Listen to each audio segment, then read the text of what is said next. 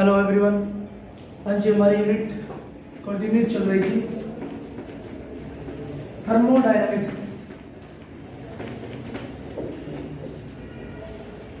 Thermodynamics में last time हमने किया था relation between heat capacity at constant pressure, जिसको हम सीपी बोलते थे, and heat capacity at constant volume CV. Heat capacity at constant pressure होता है change in enthalpy with respect to temperature, या फिर मैं बोल सकता हूं dH/dt। क्लियर? एंड जो CV होता है change in internal energy with respect to temperature, या बोल सकते हैं CV = du/dt। और रिलेशन हमने इसकी निकाल दी थी Cp - Cv = R, जो कि एक कांस्टेंट होता है। और हमने इससे कंक्लूड किया था कि जो Cp होगा heat capacity at constant pressure ज्यादा होगा heat capacity at constant volume. ठीक है, Cp - Cv = R। ठीक है, इसकी क्या होगी? रिलेशनशिप होगी। ठीक है, नेक्स्ट हम करते हैं different types of enthalpies of reaction. अलग अलग तरह की एंथैल्पीज रिएक्शंस के अंदर। ठीक है, जैसे सबसे पहले हम करते हैं enthalpy of combustion. Enthalpy of combustion, enthalpy of combustion नाम से क्लियर है कि जब भी कोई रिएक्टेंट कंबस्ट होता है या बर्न होता है तो कितनी हीट इवॉल्व होती है या एब्जॉर्ब होती है। ठीक है, बेसिकली तो इवॉल्व ही होती है, या फिर हम बोल सकते हैं the heat change when any compound is completely burned. ठीक है, उसको हम बोलेंगे एंथैल्पी ऑफ कंबशन। ठीक है, enthalpy of a combustion of a substance is defined as the heat change. लिख सकते हैं enthalpy of combustion of a substance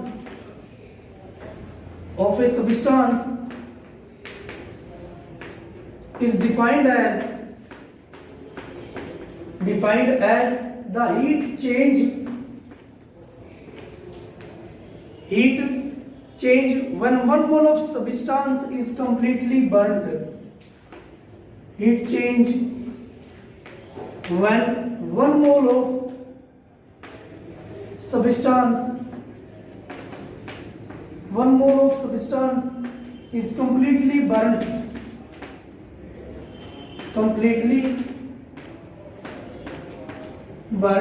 ठीक है, जब 1 मोल सब्सटेंस पूरी तरह से बर्न हो जाएगा, या फिर हम बोल सकते हैं ऑक्सीडाइज्ड इन ऑक्सीजन, और ऑक्सीडाइज्ड इन ऑक्सीजन मींस या फिर वो ऑक्सीडाइज हो जाता है in the presence of oxygen. ठीक है, जैसे CH4 कोई भी सब्सटेंस होगा वो बर्न होगा ऑक्सीजन की प्रेजेंस में। ठीक है, CH4 + O2। हाँ जी, मींस मैंने हाइड्रोकार्बन को क्या किया है? बर्न किया है ऑक्सीजन की प्रेजेंस में। ठीक है, और हाइड्रोकार्बन बर्न होकर क्या बनाएगा? CO2 + H2O। ठीक है, कार्बन डाइऑक्साइड गैस बनाता है। ठीक है, हाँ जी, बैलेंस करते हैं रिएक्शन को। 2H2O और ऑक्सीजन है हमारे पास 4, तो 2O2 मैं लिख सकता हूं। इसके लिए जो एंथैल्पी ऑफ कंबशन होगा वो होगा ΔHc। रिप्रेजेंट करेंगे हम इसको ΔHc, enthalpy change in enthalpy of combustion = -89.4 kJ/mol। Clear है? या फिर 890.4 kJ/mol जो इसमें से हीट है वो इवॉल्व होती है। ठीक है, उसको हम इसकी क्या बोलेंगे? एंथैल्पी ऑफ कंबशन बोलेंगे, ठीक है। जैसे कार्बन को मैं कंबस्ट करता हूं लिमिटेड अमाउंट ऑफ ऑक्सीजन में, ठीक है, लिमिटेड अमाउंट ऑफ ऑक्सीजन में कंबस्ट करता हूं तो कार्बन मोनोऑक्साइड बनता है, ठीक है, कार्बन मोनोऑक्साइड बनता है। उसके लिए जो डायरेक्ट कंबशन होगा वो होगा -110.5 किलोजूल पर मोल, ठीक है। लेकिन जब मैं उसको कंप्लीटली कंबस्ट करता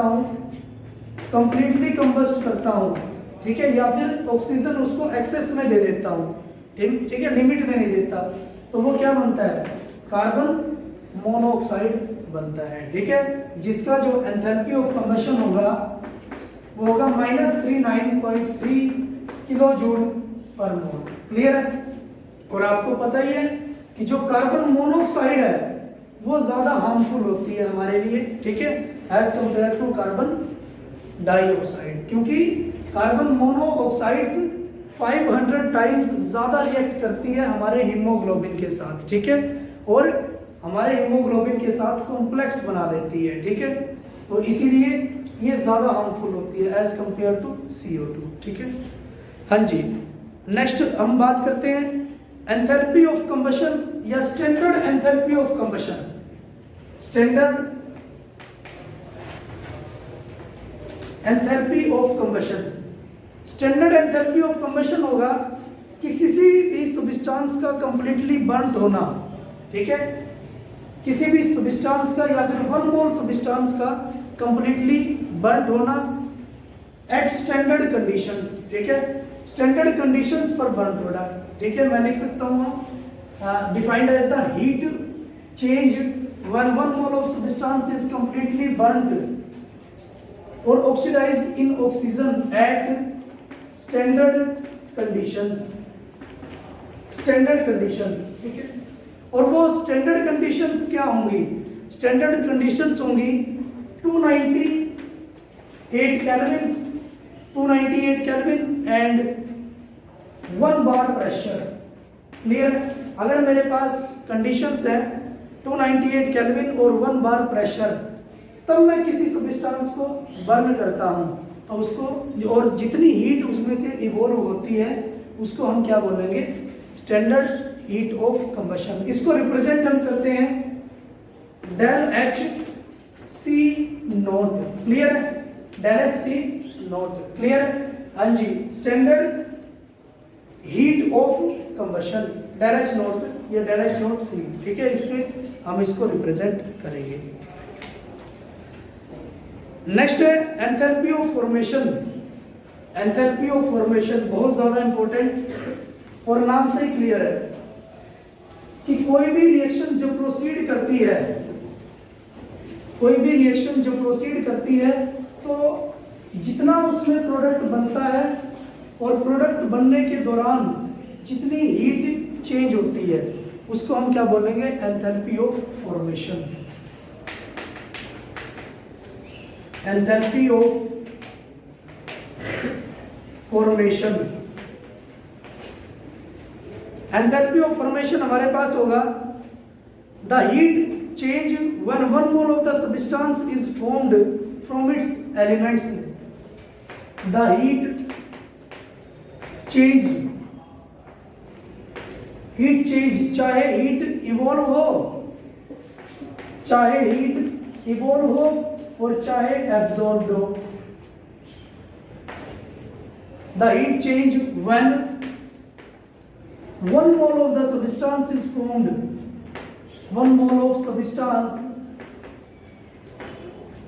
is formed from its elements,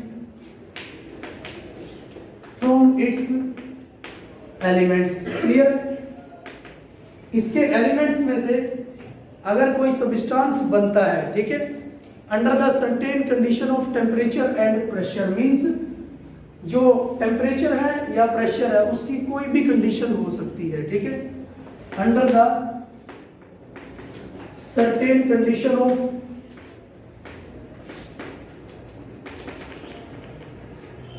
temperature and pressure, कोई भी कंडीशन हो सकती है, लेकिन अगर हम बोलते हैं स्टैंडर्ड एंथैल्पी ऑफ फॉर्मेशन, तो कोई भी कंडीशन नहीं हो सकती टेम्परेचर की और प्रेशर की, ठीक है। तब हम स्टैंडर्ड कंडीशंस लेंगे, और जो स्टैंडर्ड कंडीशंस होंगी वो होंगी 298 केल्विन और 1 बार प्रेशर, ठीक है। तो उस केस में हम इसको बोलने लग जाएंगे स्टैंडर्ड एंथैल्पी ऑफ फॉर्मेशन, ठीक है। इसको रिप्रेजेंट कैसे करेंगे, डेल एच एफ, इसको रिप्रेजेंट करते हैं डेल एच एफ, क्लियर है। जैसे हम बोल सकते हैं carbon plus O2, carbon plus O2, तो ये बनता है CO2, CO2 स्टैंडर्ड कंडीशंस पर। तो इसके लिए enthalpy of formation at standard conditions del H F naught equal to होगा -393.5 किलो जूल पर मोल, क्लियर, ठीक है। तो ये होगा हमारे पास एंथैल्पी ऑफ फॉर्मेशन, ठीक है। हाँ जी, आपको क्वेश्चन किस तरह से आएगा, इस पे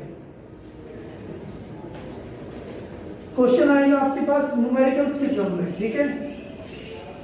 और वो सोल्व किस तरह से करना है, हाँ जी, हमारे पास न्यूमेरिकल है, स्टेटमेंट उसने दी है, calculate the enthalpy of formation, calculate the enthalpy of formation del H F, enthalpy of formation of methane, of methane, methane आपको बनाना है, ठीक है। From the following data, from the following data, नीचे डाटा आपको गिवन होगा, उससे आपको मीथेन बनाना है, ठीक है। और डाटा गिवन है C+O2 नंबर फर्स्ट, रिएक्शन आपको गिवन है C+O2 CO2। इसके लिए स्टैंडर्ड एंथैल्पी ऑफ फॉर्मेशन होगा del H naught F -393.5 kilo joule per mole. Second उसने दे रखा है H2 plus half O2, H2 plus half O2, H2O standard enthalpy of formation given है -285.8 किलो जूल पर मोल। Third reaction given है आपको CH4 plus 2O2, CH4 plus 2O2, CO2 plus 2H2O, CO2 plus 2H2O। इसके लिए standard enthalpy of formation given है -890.3 kilo joule per मोल, clear, ये आपको बताना है। लेकिन आपको बनाना क्या है, इसमें बनाना है आपको मीथेन, मीन्स CH4 आपको बनाना है, ठीक है।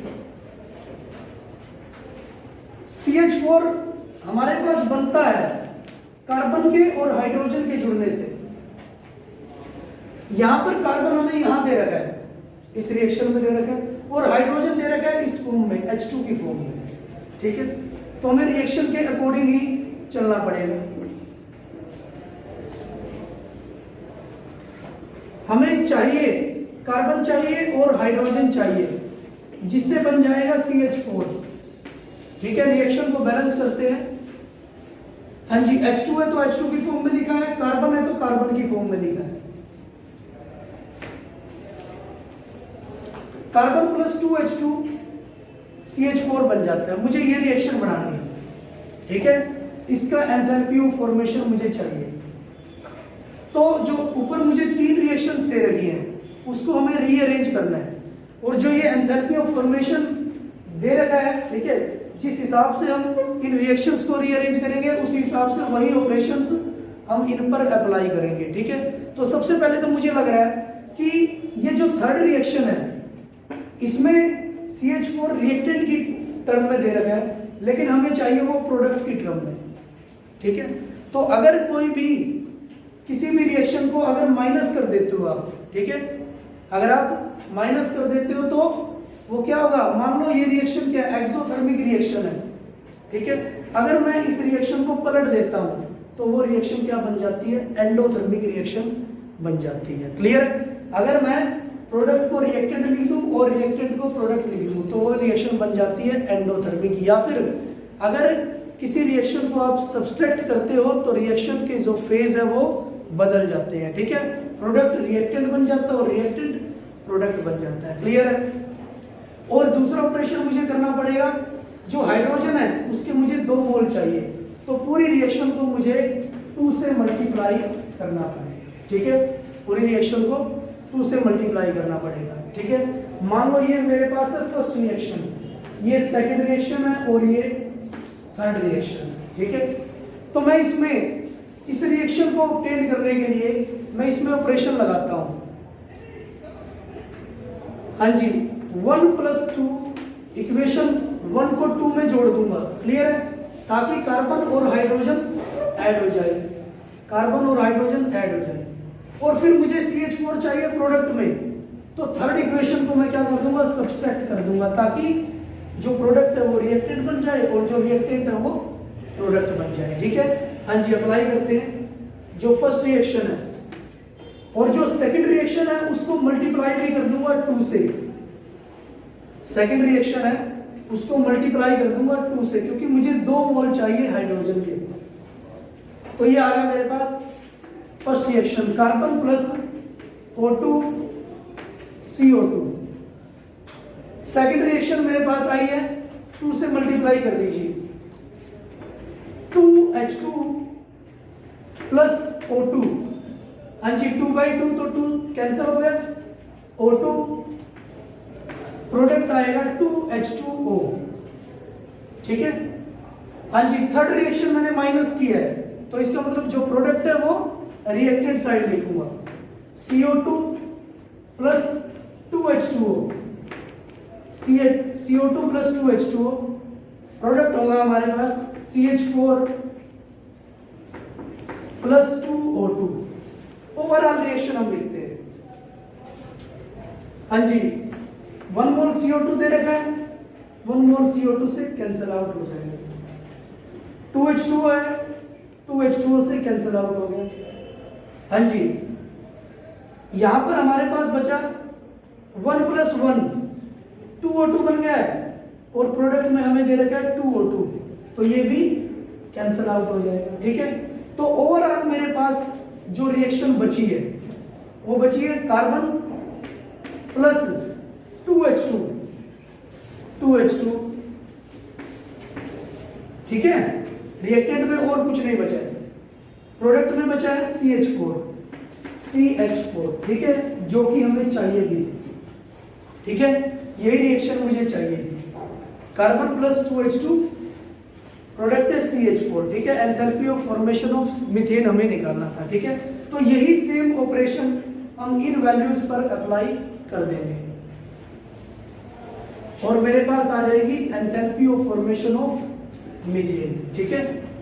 हाँ जी, तो फर्स्ट रिएक्शन है, फर्स्ट रिएक्शन को मैंने एज इट इज रखा, -393.5 plus 2 into -285 -285.8 kilo joule per मोल, ठीक है, माइनस थर्ड हमें दे रखा है ये -895.3 किलो जूल पर मोल। क्लियर? अब मैं इसको सॉल्व कर दूंगा, ठीक है, और मेरे पास रिजल्ट आ जाएगा -110.5 किलो जूल पर मोल, ठीक है। तो ये मेरे पास आ गई enthalpy of formation of methane. Clear? ठीक है, तो इस तरह से आपको रिएक्शंस को और उनकी जो वैल्यूज हैं उनको रीअरेंज करना है, ठीक है, और आपका जो न्यूमेरिकल है वो सॉल्व हो जाएगा, ठीक है। आज के लिए इतना ही। Thank you for cooperation.